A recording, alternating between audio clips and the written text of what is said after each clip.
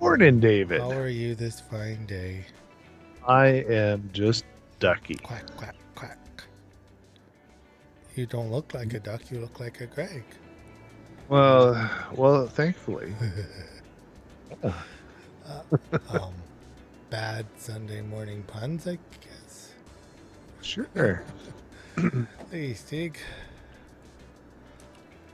Hey, Stig's here. Good morning. I'm typing good morning to him, even though I said hey. I think he That's gets how I roll. It's another wonderful Sunday.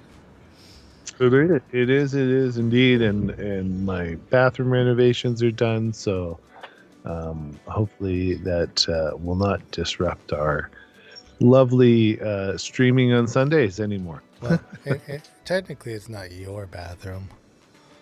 Well, yes. But the bathroom. I was renovating for my parents this time, It, and it looks wonderful. it So looks lovely. yeah. I got to do a thing. Hold on. It's been a while since I've done the thing, so it might take me a second to All do right, the thing. You know. we got to thank some people with the Yeah, I thing. did it. Boom. Hey, Thank you, people. Thank you, every people on this list, in fact. If you want to yeah, join these wonderful people on the list, it's patreon.com/3dmakeit. Your support goes a long way in helping us do projects, and it's amazing because YouTube doesn't really give you anything. Pittance. Pittance for the peasants. it doesn't No, really do at much. all. So yeah, But thank you. We appreciate y'all. So before we jump into the main topics, what do you do when somebody comes to you on a Thursday and says, "Hey, can you print 15 of these things by Monday?" you set up a makeshift printer farm as quickly as possible, Yep. and you start printing like Yep. crazy. And then you go in and make sure no fails happen, and then just keep printing, keep on printing. And then you discover how many of your Ender 3s actually work. And I got to say, the majority of Yeah, them it was work. pretty good. There was only one. I had to level the Well- bed on mine again, finally. Yeah. Ugh. The one I was repairing for that kid that we were Yeah. helping out. It's having a cooling, hot and cooling fan problem. Yeah, it presents itself like to start with. If you're not watching the printer, it was kind of weird because it almost looked like the filament diameter was set incorrectly in Yeah. the firmware, which can cause that spongy Yeah. gappy. But yeah, when you actually watch it, it's like, wait, Right, it stopped the spinning. fan's not moving, and heat creep will kill you in a heartbeat. Yeah, and what's weird is I got it all working, and he upgraded it to I upgraded it for him It's been upgraded. to a micro Swiss hot end, but his extruder was broken, so then he had to order a extruder, and I think that was the whole problem. So we probably could have kept him on the original hot end, but yes, the heat creep is the biggest issue for jamming. So I don't know if it's like an open in the as it's moving and it's just losing power to the fan, or maybe the fan connection directly on the fan has the open. I'm not sure where it is. I got to go through there's some sort of break somewhere in it. Yeah, I think I'm gonna just have to pull the whole thing out and Yeah, unfortunate, test. but you know what? the right people are on the job, so Yeah, we'll get it fixed. but yeah, heat creep's an interesting thing. So we're gonna talk about Hey. that in a second too. Gary's here too. Hi, Gary. Yeah. So Stig's been there's a few things that's in chat. Stig's been posting about a new thing that happened from Cura. Yes. And this is actually, so if you followed the channel for a while, you'll know that like we use Cura, and we have used Cura in older iterations, like from 3.8 all the way up to 4.13 now. Before Yeah. 3.8. I don't know. There was no before 3.8 for me in Cura. It was dead to me. But yeah, like I could look in my backup file and see when the last actual backup I pulled, or the first one from Cura. But the Cura has released like 4.13.1 is their official release right now, which is Cura. Let's just call it Cura. Nothing much changed into 4.13, but game change. Thing changing. Yeah, big changes come, and that's Cure Point or 5.0 beta is out now. Yeah. And I've had some interesting experience with it. So. Yeah, your mileage may vary because it is beta. Yeah, it's not even release candidate, No. people. Now It's not alpha. It's It's stable enough right? not to be. So that's good. So Greg's been having crashing issues, was it? Yeah, so whenever I figured, okay, I'm gonna clean up my printers because I still had my A8 in there, so I like delete that, and then I was like, well, maybe I should pull in a new Ender 3 just to try out, see if there's any presets in the profile that might have changed and whatnot, just to compare it to the Prusa presets kind of thing, right? So I pull it in and it kind of just sits there, and then it disappears. It crashes. Just all gone. Now, I have not actually. I have experienced that problem, but not on a computer at home. So on our rig at work, it does crash a little bit. But again, it's beta, so crashing is kind of normal, sort of. I haven't got to the point of actually slicing anything, so And I've used it to print quite a bit so far. In fact, those things that we're printing at work on mine, on my version, I sliced in Cura 5 when we did the two puzzles on one thing. So it is printing. I'm gonna flip to a screen thingy so you guys can see, because we're all talking about it, and I'm just gonna show it. Here are the so here's the release notes for the beta. So when you click on the beta, it brings you here. If you want to use the beta, you just scroll to the bottom of the page, and all the downloads and source files are at the bottom.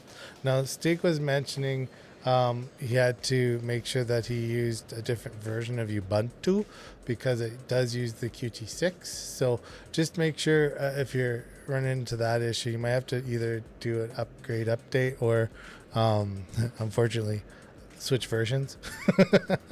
So yeah, they also said that it does run on the M1 Mac now. yeah, and which is kind of cool. So it gives us that option. But the biggest things, and some people have already been talking about it, really happen in this top section. The bottom one is bug fixes. So we all know that every time a release comes out, they fix a bug. But the biggest ones that really affect us are not the new icon. I know, Greg. I know. I think it's the splash. It's definitely the splash screen. Honestly, well, I think the first thing I said to you about the splash screen was like, it's ugly. I was like, why'd they do this? It looks like they've gone back a little bit, but hey, it's fine. And then again, cosmetic stuff. The big thing on this list, actually, though, if you might remember, oh man, I think it was around Cura 4.7 when they released the new engine option to try out. So there's a new slicing engine in town, and I believe it was called Arachne. So if can I get there on this one? It does in the actual installer. It has a little bit different of a splash page when it opens, and it gives you a whole spiel on how the new Arachne, it's Arachne engine is in. And I don't know if anybody used it before, because you could download it like way back in like 4. Is it Arachne or Arcane? It's a word, but you could use it way back in 4, and that lets you basically access the slicer features, but still kind of use like the 4 base set. But everybody on this version goes forward. So if you're using Cura 5, you're going to go forward, and it's the new underpinning. Yeah, and it's not bad at all. So I will say that their time estimates on their slicing is worse than ever. Well, they have yet to nail that little detail of, this is actually going to take 4 hours. I did a few prints for an insulin holder thing, and it's like, this is going to take 8 hours, and then you get it into Octoprint, and Arachne, yeah. It's a Greek mythos thing, if I'm not Well, and I noticed that all my plugins and Dominic also reiterated it in chat that all my plugins had to be Yep. uninstalled because there was no updates for them and they weren't No, there's compatible. no plugin support. Well, there's plugin support, It's just not not ones new, I yeah, have. right. And So but developers are going to have to get behind at that. first, when we looked at it, like when we looked at this splash screen, I think the first thing I said to Greg was like, "Oh, who cares? Like nothing's." It's. I opened it up and I said, "It's still Cura." That's exactly what I said. I was like, it's Cura. It's the next version." But no. I think I kind of feel, and maybe it's just because I've used Prusa so much, they need to modernize or refresh their kind of interface a bit. It seems, I don't know, old. It is a bit, old. But the new Cura, Functional. There's nothing wrong with it but in that respect. But new Cura is going to give old Prusa a run for its money. Several reasons why. It runs faster. It slices faster. If it slices and it doesn't crash right now. The current version of the beta will not give Prusa a run for its money. But it will, once it comes out, it will definitely give a run to the money. Do you remember the artifact in the wall problem Kira had? yeah, where their was it their supports would like, oh no, The no, infill. that's the Yeah, infill didn't like link with the wall Yeah. properly or something. And like they patched it ish in one of the releases in 4, and it got a little better. It was still kind of there. It's gone. Like I printed 2 walls and I could not reproduce that problem anymore. It irks me that its default profile still tries to use cubic infill, but I mean, to each their own. That's just a profile thing. But What is your favorite infill, David? depends. I like cubic subdivision. Yeah, I use that one a lot. And I also use gyroid, which is oh no, my last pass is gonna expire. But I like gyroid too, as long as your table is solid. Because if you use gyroid on a table that's not solid, your printer will walk right off. Be like, and see ya. So every time they do a Cura release candidate as well, you get a bit more printer support. And it's kind of interesting because some of the printer profiles, like for say an Ender Pro or Ender 3 Pro, I should say, when you add them, you can see like the contributor that like actually added it into the GitHub and the active version and stuff. So if I were to do manage, does it show me here? Or do you have to go back to the screen? I think you have to go back to the screen. So if we go here and then you go manage printers, they've updated the machine list here. So there's lots more, but like some of the contributors have changed, is my point that I'm getting at. Let's see. They have no form bot in there, and they have none of the other. What's The Vind and no Vindo, which is I was just curious if they had any IDEX in there, and I haven't really found any. No, not yet. I mean, it's kind of the same thing. And like they do have the dual. Ultimaker IDEX. Is there an Ultimaker IDEX? I don't even know. Well, there's the original with dual. I don't think it was IDEX. I think it was a blending. They may have an IDEX now. You might have to pull that apart. But yeah, the when you look, this one was trosh.com, and I'm sure that the contributor on the other one was different. I have both versions open. I just downloaded them, in fact, so They're not even configured. I will say, if you are going to use the beta, though, by all means, it's great. It's working fine, unless it crashes like Greg. But make sure that when you're installing it, don't sign into it. So, like, there's the when it first opens up, it'll get you to try to sign into the Cura backup section. It'll pop up and say, "Hey, sign in during the welcome wizard." Don't do it. If you do that, you run into the issue like Greg and Dominic were saying that the plugin library, you'll just get a bunch of messages. And the other core change in Cura 5.2, or also not 5.2. This is just Cura 5. but the 5 also. Now I don't know if this is because it's beta or not. But like the folder structure is completely changed. The ground language has changed. Now I think some of this will go away when they actually press the alpha or the release. But you can see, like, if you wanted to add a custom printer in old Cura, and we talked about this old videos, you would go into the resource folder of your Cura folder. So Ultimaker 4.13 resources, and then you would just add your definition and your extruder and you're done.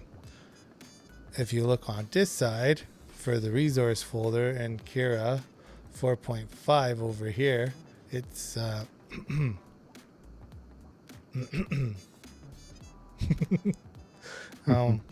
question mark. So it's actually in this share folder now. And then inside of share, you can get to the old Cura structure folder, and then you can get into the resources, and then you can add your definitions and extruders in there. But I feel like they're starting to consolidate to a local app database, it feels. So I think that's kind of why that folder moved. But I mean, you can see that there is a lot more. And it's a complete rewrite too. It's beginning to seem, at least for the slicing engine, some of the files are similar, like the library files. But yeah, I'm just poking around in it. Yeah, and I mean, yeah, they changed the icon.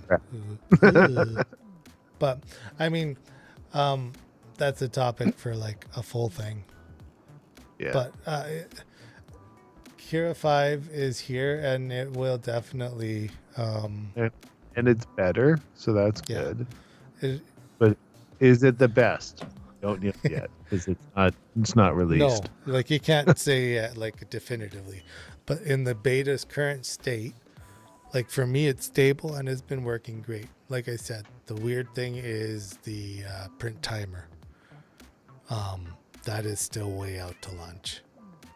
By hours. Hours and hours. And it's been out to lunch for like ever since they released it. Prusa Slicer they're still in development. But when you compare the slice times from the beta to the current version of Prusa Slicer, they're actually pretty dang close. I wouldn't say one's faster than the other anymore. Right. So it's an interesting change for sure, and it'd be interesting to get more folks using it in our little circle here, and then we can kind of see what people think of it. I would encourage all of y'all to download it and then try 5. If you're willing to try a beta, if you stay away from betas, then fine. We understand. We do understand. The good part about this beta, and actually almost all of the Slicer betas, including Prusa Slicer, is they don't overwrite your current app data settings on if you're in Windows, or if you're on Linux, they don't open the other app image and overwrite the user library stuff, which means you shouldn't have a problem with like, oh no, this isn't working, I'm just going to delete it. It's not going to take away your old settings or anything like that. So it's safe to give it a whirl. Octoprint timer seems to be pretty accurate. Yeah, Dominic, it is. Like it's It's pretty good. It's not perfect, but it's way better Yeah. than the estimate in Cura. But wait, there. Do you remember? So this goes back a ways, like 4 years, 3 years maybe. But like there was a plugin at one time called Better Timer for Octoprint, and it would like the whole premise of it was just slamming the Cura timer. Like, don't you just hate that thing? Well, we've got a solution. But I think there's another one, Print Time Genius or yeah, whatever, that which works. That one works pretty it's good. okay. But if you happen to have what is that Sprinter, it makes it beep every layer, which is really good when you're trying to sleep and your printer's underneath you. Beep, Beep, beep, beep. beep. Yeah. If it's a longer print, you might fall asleep between the beeps, though. But yeah, like the Octoprint timer has always seemed a bit more um, reliably accurate. And once your printer can parse the G code, then it will um, have a better estimate anyway than the slicer, because the Right. slicers are doing their best effort to do what they do, and that's slice. Right. So Cura 5 Well, is out. Cura 5 is out, and we do have another suggested topic. Suggested topics are good. Yeah. And so, uh, is this a pie alternative? Is what I wrote in the show notes. Now, I saw this on Twitter. I'm blanking on his name. The maintainer of Marlin, No, Scott. I forget his name now too. Is it Scott? Could be. I don't know. Anyway, he tweeted, "Look what I just got." And so this is the Fiber Punk products. It's called Node. And we put it in Discord. So if you're on our Discord, which you can join by becoming a Patreon, you will see a picture of this. And I guess It's on the screen share too. so it's kind of interesting. It's just a little board. You can print a case for it. It has a little OLED on top, and it allows a Wi-Fi interface to your computer, or sorry, from your any computer or device to this device. It plugs into the SD card slot and the USB slot. It has an STM32 on it, and it allows you to print without swapping SD cards and whatnot, and without having a Pi and what. It's kind of interesting. And it's only $25 US. Yep. So the question is, it is open source. I think they want to try to develop a community around it. Is it better than a Pi? And while you can get a Pi 02, which is pretty powerful, we've been playing with a few of them here, and for only $32.95. So not much, and that's with power supply. I went. You can buy a Pi 02 for $15. Yeah. But $32.95 US includes an SD card and a power supply. And so I used that for a comparison rather than $15, because I didn't think that was fair. Because for $15, it's still unusable unless you have an SD card, and it's still unusable unless you have a power supply. So I figured it was more fair to include both of those. So I mean, for the extra, what is that, $8? Is a Pi better? And right now, I think a Pi is more mature. And if you wanted a camera, though, you would also then have to add a USB hub. For a Pi? Or for this? For the Pi 02. No, it has the camera header on it, though. Well, then you'd have to buy the Pi camera. Yeah. Right. You'd have to buy extra components regardless. You'd have to buy another component, which I don't think they're that expensive, but all of a sudden it is quite a bit more. But I don't know that this one doesn't have a camera interface, but it has 3 different connectors, so you can add like, filament runout and a few other things. So it's interesting. But yeah, I'm not sure. Basically, it's adding a 32-bit board to your computer without adding a 32-bit board to your printer. Sorry, not computer. So it's kind of interesting, but I don't. It's definitely like it's almost like an over elaborate way just to get Wi-Fi and like that Right? print management, simple print management. Let's call it.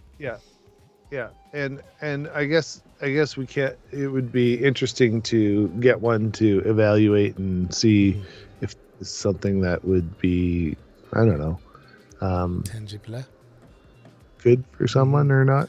I could see a use case for some people, but who weren't used to a Pi or didn't even know about Pis yet or whatever. Like I think most of the people I think in chat and that follow along do use Pis already.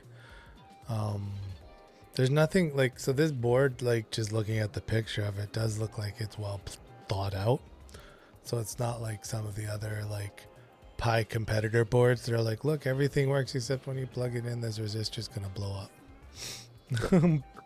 Yeah, it's definitely an interesting looking product. Maybe we should reach out to them and chat with them. Give us your thing. Like it's interesting, like how it the interface, like it does look like it's almost like that like the external little Wi-Fi things that run just like a real simple web interface. And I mean, they're hijacking it looks like they're hijacking the USB port and the SD card port, and then you get a USB 3 or USB-C port on the device that you can connect to. Right? So I don't know. It's interesting, but I guess it's because we mod our printers and we're not afraid to open them. You can see this being for someone who wouldn't want to even open their printer. Yeah, like it's more of a plug and play kind of thing than a plug and modify.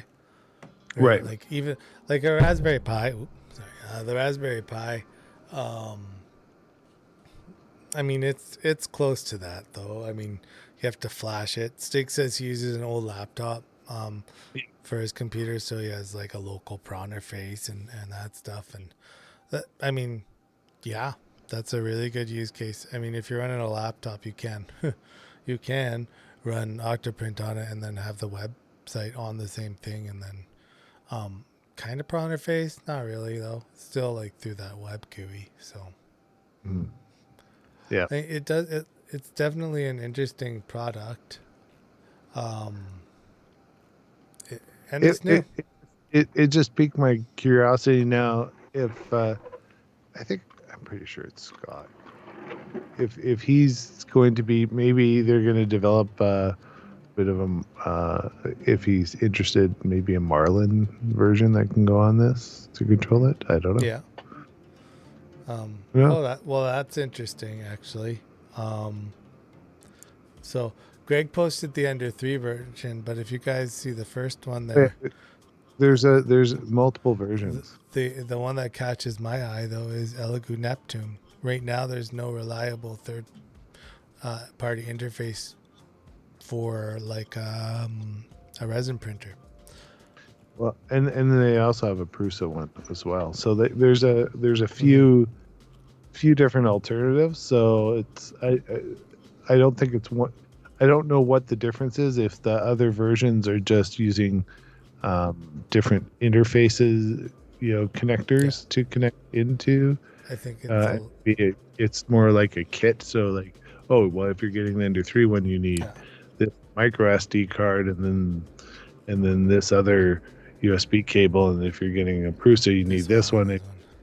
You get this one. I'm not sure. I haven't delved deep enough. I'd love to see them make a resin one. Like right now, they're all FDM. But the funny part is when you click like the Neptune one, Yeah. it takes you to the same Ender 3 screenshots. What Well, happens with the Prusa one? I think the board's the same. Yeah. So. Oh, they changed the YouTube video on the side. Yeah. It looks like an interesting product. I mean, I'm still team Octoprint. I agree. But I mean, I try it, you know. Yeah. We've tried a few different things. On the Raspberry Pi Octoprint front, like we have that, you know, so Astroprint, Octoprint. There's the Octo Dash thing for the screen mounting and that stuff. Like, so there's options in there for sure. If you click on the quick start guide, it brings up a little kind of PowerPoint. And then if you scroll down, they have some shots of the web interface. Where do you get to the? Is it in support? If you go down to the bottom of the Ender 3, where they show the Ender 3 in the little printed case on the right hand side, it's just below what's in the box. It has a click. Yeah. No start guide. Let's go back to that. Let's take a peek. And then go down to, I think, slide 23, 22. If you're not accurate, it's 23. Oh, yeah. Okay. So there. And it gives kind of web interface. You've got a bit of a console there and stuff. So it's kind of, you know, it's very simplified, but yeah, you can move your axes and axes. Can I zoom in? I can't. And again, this is an open source project, so I mean, this is like Oh yeah, I can't upload a file. a fairly new,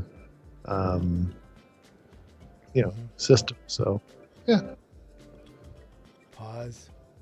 kind of interesting. Yep, it's it must manage all the files on the SD card.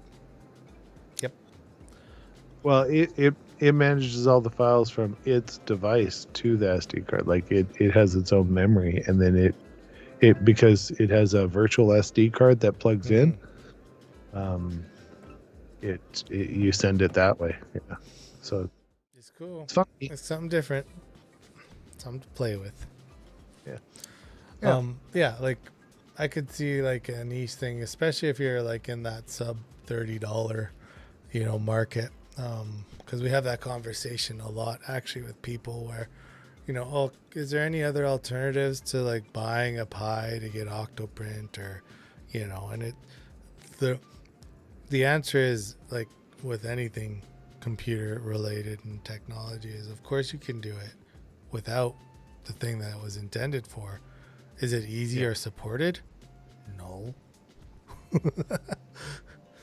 It will work the exact same way. No. Like, might it work fine? Yes. Maybe. I mean, Docker, using Docker has changed a lot of the ways you can deploy, Octoprint, Astroprint, that stuff quickly, easily, and isolated. But again, like when you watch, what's his name? Chris Riley, he sets up like 3 or 4 printers on a Pi, and then you have to forward all the ports for all the cameras. So then you got to make sure you use like Logitech cameras with a unique identifiers, serial numbers. And it's like all that work, and I guess it's what is your time worth is the end question too, right? Like, and if it's reliable, then that's fine. But yeah, and that's the key. I think we all want to be able to get prints off of our printer. So as long as it's reliable, that's fine. So I enjoy reliability. Yeah. I also enjoy things when they break tremendously, hilariously.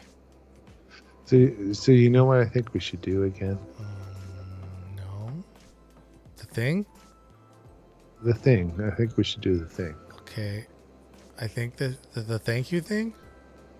Well, that Which thing? The subscribe thing?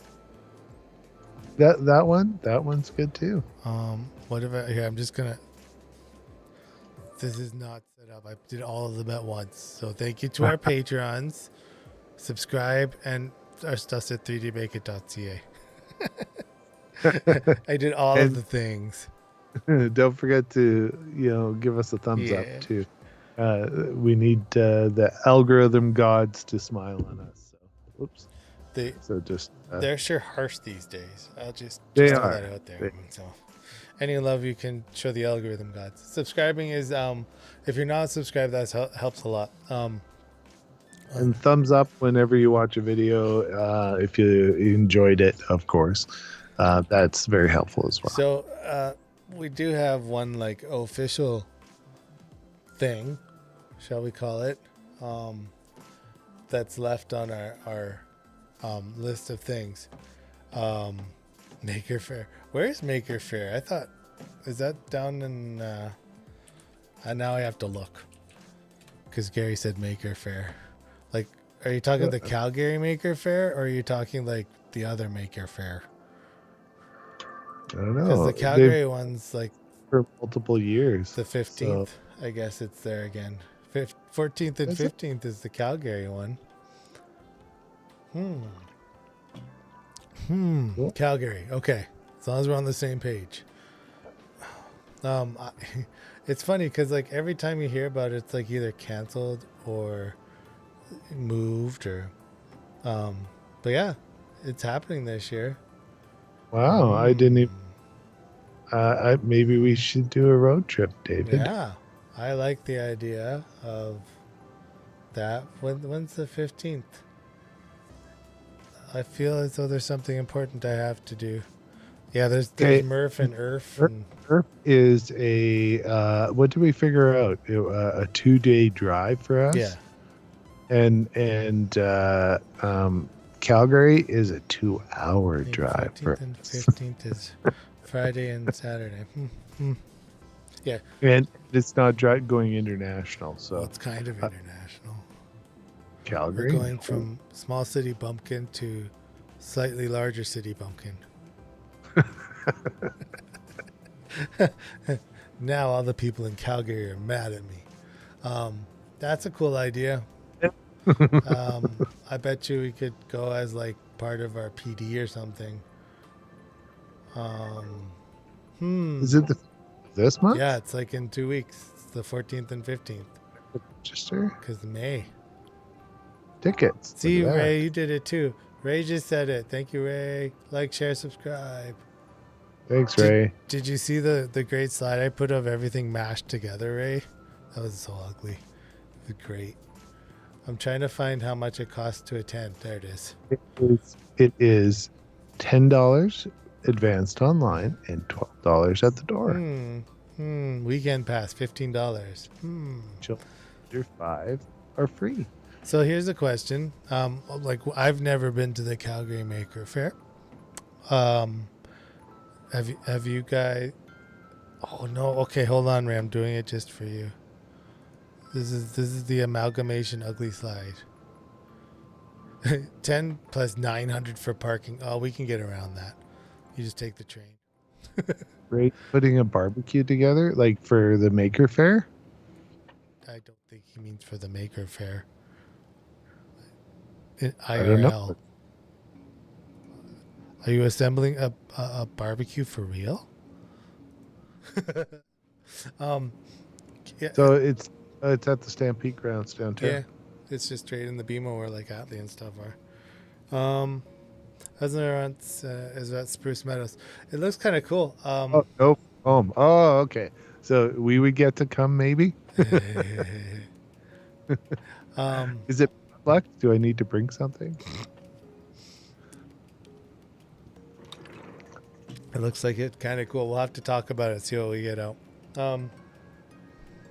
Gotcha. No, he's building a barbecue. He's making a new one. I thought he was putting a barbecue together for the Maker Faire. No, not an event. He's actually making a barbecue. He's being a maker right now. Yeah, that's kind of cool though. I didn't realize they were having it this year because I know they were having problems with the organizing and stuff of it for a few years there. I'm gonna switch to a thing, Greg. I'm switching to a thing. Switch to the thing. Switching to the thing. I'm gonna shut my ugly face off on this time because I want them to see the whole goodness. I'll shut your face off too. Does Canada allow people from south of the border? Yeah, we do. Yes. No. Come on up. Yeah, I do believe You have to wear a mask for 2 weeks once you get here. That's the only thing, I think. You have to be fully vaccinated, but they don't like force you to get tested anymore. No. I don't believe. But you'll have to. You would have to check the Arrive Canada, and they will tell you all that stuff. But like, it's fairly open to come on up and do things. And so here's the thing. Anchor made a printer. Wait, let's rephrase that. Anchor made a Kickstarter for a printer. Now, there have been videos from larger content creators on YouTube. And what's his name? Angus at Maker Muse mused about it as well, but he does not have it. It looks interesting. Here, let's look at this guy in the picture, who's definitely not a render himself.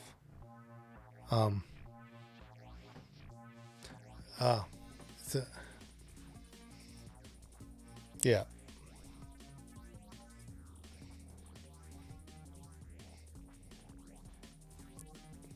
They make like the gallium nitride chargers and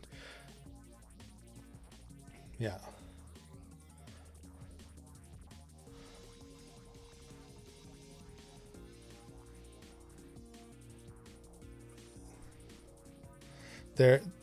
Anchor is a small electronic / accessory company at the moment, and you can kind of tell that. And I'm hoping to get closer in one of the pictures. We've seen it before. Companies that use USB cables, and that's their main thing. They try to use USB cables all over the printer, and at least in their render, the cable that goes from the side of the printer to the head is a USB cable. So so you have to be kind of careful, but it is an i3 clone. So you can see like it does share the same i3 kind of, Prusa Ender-esque kind of shape. It is a direct drive printer, and I wanted to see if I can get a picture of the direct drives.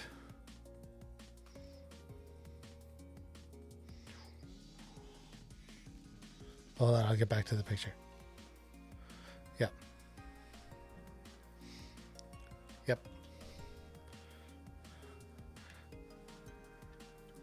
Mm-hmm.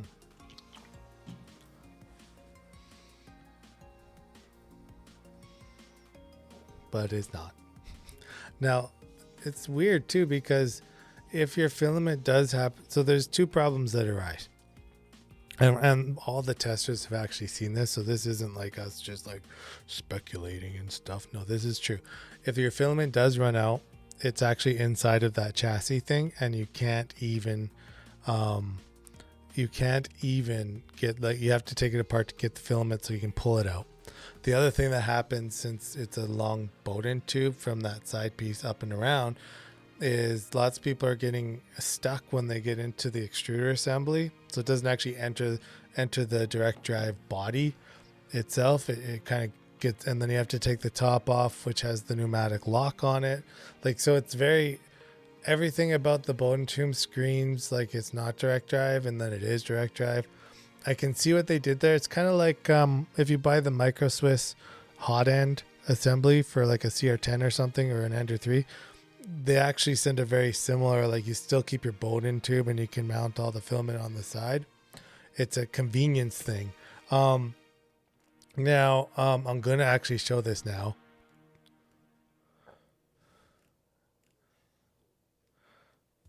It could be. So like this is they call it a high speed intricate ultra direct drive bloody bloody blah blah blah. Now that's a lot of words for marketing speak, but when you look at it, it's a large tooth geared extruder. So the filament enters from the top of that little box when it actually gets in finally, and it comes through the little guide tube at the top of that extruder. But it is right. But riddle me this, Batman. Okay, ready for this? Ready for this? That gap between the extruder gear and where it actually enters the hot end, there's no constraining. Right?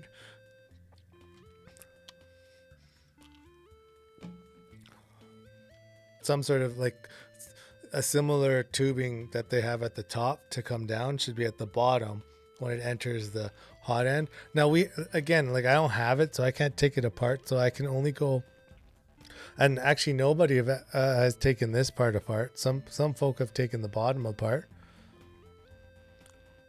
Yeah somebody took the bottom off, right? It wasn't Linus Tech Tips, but it was his sub channel.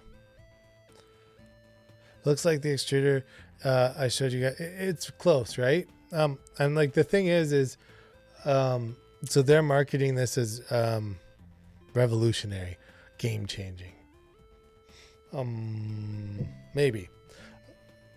Like the biggest thing for it is they're saying like, yeah, it's going to be accessible out of the box print. But yeah, in Ninja Flex, if this is the way it is, or any TPU, yeah, you're going to have to take that. You're going to get really good at taking everything apart.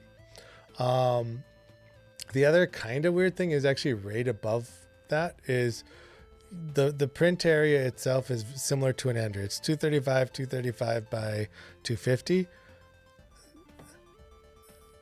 Flex sheet on the top, but they got dual belts on it. So they've run dual belts, which in itself is fine. And then like they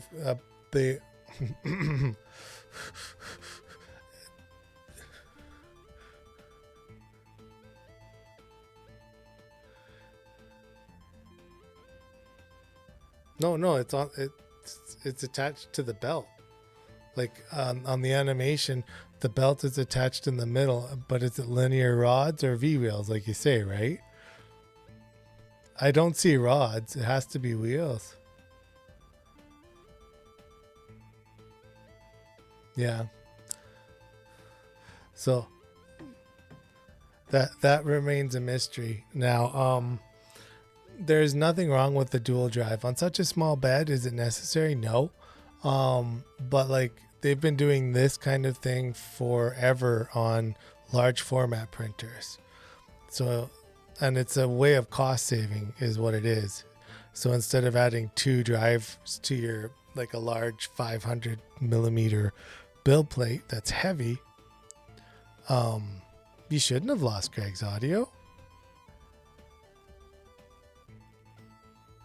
Oh wait, hold on. Your audio is attached to your picture, Greg. 1 sec. That's what it is. Hold on, guys. We got to bring Greg back from the grave. Greg from the grave. Greg was totally giving good commentary. Like, now it just looks like I'm a crazy jerk arguing with himself. I belong in that special, the White Room. Yeah. Yeah, that's right. Yeah, right. Taking thoughtful breaks. It's thoughtful breaks. So like and I'm going to come back to a comment Steak made in a second here too. But that's, so the belt drive is like, yeah, we're not quite sure if it's on rails or if it's on, I thought Greg had no comment. Greg has lots of comment. I didn't shut up. No, it was great. You guys missed it all. Now the other thing so we talked about, we talked, just so you know though, Greg and I agreed. We're saying the same thing different. Yeah. We're on the same page. Now, the other kind of this thing here, is so keep your prints on track with this AI camera recognition. Does anybody have a guess what that could be? Spaghetti Spaghetti detective-ish. detective-ish. So there. I say ish because we don't know that is even compatible. No, right? Like, it might not be. I would think that they did a little bit of work, and maybe it is Spaghetti Detective. I haven't seen anybody say it's not, but the app basically gives you real-time video, so Octoprint, and then you can stop and pause your prints if you want. And then it does have some AI recognition in it, so that if you get the ball of mess, it will mitigate it somehow. And so just so you know that this printer is all like, it's part of the Anchor ecosystem. So all of like the online functions and features and all of that stuff, you do have to download this Anchor Make app. So it's all part of their ecosystem. Now, the one review, the one guy from Linus Tech Tips, that did a review on this. He opened it up and said, "Man, there's got to be like $1,200 of aluminum in the bottom of this printer," and he's not wrong. The whole base. Now we don't know if that'll go to production. Can't. He speculated that might go to injection molding or something, but yeah. And I was just kind of rewatching that video, and I zoomed to the part where he took the bottom off. Yep. You cannot tell from the bottom whether or not it has rails because the metal channels are enclosed. So, and you see the belts going in, and that's it. So I have no idea if it's V-wheel or linear rail or some other type of proprietary movement system. So, like, to be what's the word? So in all fairness, let's circle back to Stig's comment for a second. Now, Stig says that he would rather go for an S1 or an S1 Pro, and I don't disagree with that. The Anchor, so this machine, the biggest selling feature on it is the auto bed leveling. It's made to be accessible. So, like, its purpose in life is to take the printer out of the box, plop it down on the table, have very little knowledge, working knowledge of something like this printer or any printer, and being able to successfully print. From that standpoint, will it do it? Maybe. I mean, we've seen, like in Uncle Jesse's videos, like it looks like there is a publication kind of direction, because none of them actually take the printer apart. But it does look like that the reviewers are all just opening it up, putting it on the table, and printing. So, like it does look like it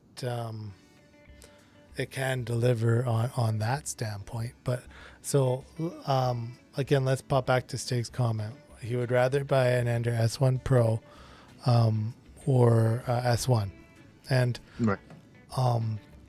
both those come with auto bed leveling, similar to this. Both of those do have direct drive, or variant, and so they're very comparable to this. And price wise, they're very comparable. Very comparable. Let's see here. Can I get to here it is. And so the Kickstarter. Let me put it this way: if this comes out at the price they're saying, for the first kick at the cat, if I had to choose between, let's say, if the S1 Pro and this one are the same price or whatever, then I'd probably go to the Creality, just because of known quality and known company that has experience with 3D printers, whereas I these guys are new to 3D printing. They make quality products, but they're 3D printing. So like when we look at, I'm just bringing up the buy now on the Ender 3 on the screen share for all of you. So like when you look the original purchase price of this printer when it first came out, like with the first gift on Kickstarter, like it's not out. Let me rephrase that. This printer is not released, but you Scroll just stretch goals down. yeah, like so the Kickstarter special was $5.99, and I think at one point it was like four something. Yeah, but remember those are just like, and those are all expired now. So the current one you can actually buy is $629 US. And again, this is not purchasing the printer. And they're always more expensive when they actually get released. So when we look at that versus like something like this S1 Pro, so the S1 Pro it's pre-sale, which means in all fairness, like they've released it. It's kind of like Prusa, right? You buy it, you wait for a while. It's $479 and it has all the features, if not more. This one has the touch screen, has a full SD card slot, not just a micro. It has, USB-C. It has a 32-bit style steppers. It has all metal extruder, whereas the I do believe the model down Is plastic arm and whatnot. So if you've ever had experience with extruders from Creality, the metal ones would be a better choice. And it's kind of cool. Like I like how they're starting to okay, it's cheesy. This is totally a cheese ball thing. I like how they're starting to brand like all the little parts on the Ender 3, like the motor. And then, it's like just the little things that, I mean, so they should, but I got to say it's one of the prettiest Ender 3s that I've seen. But I don't need because I already have like several. But so this Ender 3 does have like the auto bed leveling. It feels like this Anchor Make used some of the technology from the CR6 series, mashed it in with some of the technology from the Ender 3, and then made this printer. Now, is it going to be game changing? Like if it actually works like it should, maybe it will be easier for people to get into the hobby. Maybe. But it's going to be so pricey. Like there's no way that printer is not like a $700 US printer. But they priced it like their other products. Like they have a certain quality, right? Like an Anchor power supply or an Anchor battery, bank. You pay more because you know what you're getting, right? Yeah, you can spend get the $50 Anchor power supply, or you can get the $20 random power supply that looks like it has all the Anchor features, and it might work as well, but you don't know. You're not wrong, but the problem is this is their first printer. That's and I agree with you 100%. Like if they've had like 4 or 5 printers out, and okay, but I guess let's wait and see. Does it say when the Kickstarter finishes? I think it does. One sec here. Yeah, like, so to be clear, like I do not hate nor do I love this printer. It is a printer at the moment, and I love the fact that people are pushing forward on designs and pushing forward on printers. I think that benefits all of us. It does, and I guess 19 days to go. 19 days to go on there. 90 days to go, and then done on the 20th of May. Yeah. So Saturday, May 21st at 7:09 a.m. Mountain Daylight Time is when it's done. So they've reached their goals. They have reached some stretch goals. They now can do. If you scroll down their stretch goals, they include a second flex plate for the first time backers, and I think all metal hot end. Yeah, and which I think they should have had both of those in there from the get go. I will echo the comment that was made too by I forget his name at Linus Tech Tip, and I, it's just there's no way this printer can come out at even $629 in its current form, like with what they're promising build quality, and be profitable. Like they would have to take some of the aluminum out or something like that. Just Well, to, and I think he had a valid point. This is just a Kickstarter, and they had a early the beta demo. version Yeah. to look at, and so it might be quite a bit different when it finally does come out. So And that's the bait and switch on Kickstarter that we know all too well from lots of products. I will say, with particularly like this Anchor Make A5 or what is M5? Is that, yeah, M5. Anchor Make M5. I dislike, and I have always disliked any end other than JST connectors for the hot end. USB cables have been tried. HDMI cables have been on a few. They always break. Always. well, quoting your favorite person in the world, prototypes are easy to make. Products are hard to make. So anyone can make a prototype, but actually manufacturing them and getting them out the door consistently and volume wise, that's the hard part. And that was a sarcastic quip. David hates Elon Musk. I wouldn't say I hate him. I don't think he's the savior that people make him out to be. But it's not wrong. Yeah, especially now since when you look at their marketing stuff, especially I think it was on the other page that we were on, they couldn't even use a real actor in the render of the printer. Like they rendered that whole workspace instead of using a real person sitting beside like a rendered printer. You've got like this really rendered looking guy, and you're like, ugh. He might be a real guy. I mean, he's got Look at his hair. Look at the safety things he has on his 2 fingers. Like he has finger condoms on. For safety. He's safe. For safety. He doesn't want to propagate 3D printing, so he's practicing safe printing. Like that's the only thing. Like even that table that printer is sitting on is a render. You're like, ugh. But I digress. That's the Anchor. I'm excited to see what it looks like when it comes out. Well, it's interesting that he had to wear a mask while printing, but then when it's printing and he's just behind it, he doesn't have to. It looks like it's 2 masks. It looks like the white one's holding on a black one or something. I don't know. Well, he 3D printed his mask. That's true. It's like a respirator. I'm just going to go through comments quick. What people are buying printers on a Kickstarter pay for beta testers. And the reason the printers, the list is huge. You're right. Like you're absolutely BT right. printer, that Unovu one, like the list is terribly long of. Well, and then the CR6, they kickstarted that. Had problems. I mean, they fixed them.